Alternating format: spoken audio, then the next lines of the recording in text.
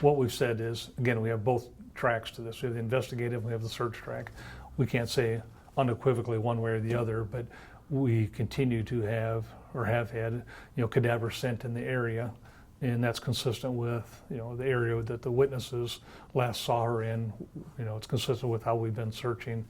I can't tell you, whose cadaver scent that is, so we continue to search till we can, find the source of that scent. Yeah, of course, we had deputies respond, immediately when we got the call.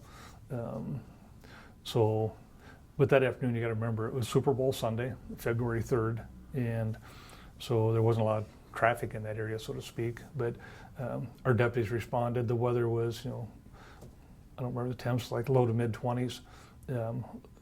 Shortly after that afternoon, it started to kind of get some moisture, a little kind of freezing rain, then it turned to snow, and it got really cold that night, and literally stayed cold for the next, 40 days. It's emotionally taxing. Obviously there's a lot of other armchair quarterbacks telling us what we should and shouldn't be doing, and that's a little frustrating at times because we know what we're doing. We have a very systematic approach to what we're doing. Not that we're infallible, but we've been very methodical about how we've gone about this. So, some of the criticism, some of the social media stuff has been frustrating. We've had a lot of emotional ups and downs. Or some days we go out and we think this is the day we're going to find her, and then we don't. We've gone through that cycle many times. But we kind of pick ourselves back up and go back out and keep doing it.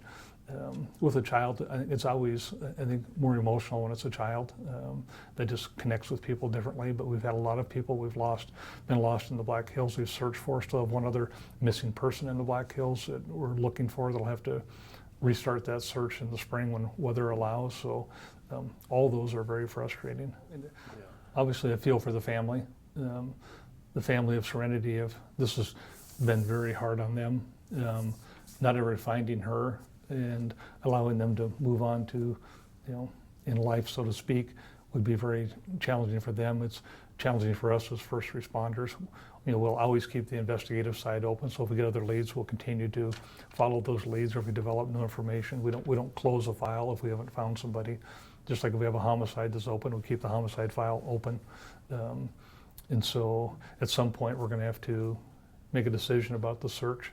At what point do we stop? And there will be a day when we make that decision, but we're not there today because we still have information we're following up. But at some point, we'll stop the search. And then if somebody stumbles across, her, if she's in the woods, if somebody stumbles across her at some point, a hunter, a hiker, whatever, it might be a year, could be 2 years, could be 5 years, could be never.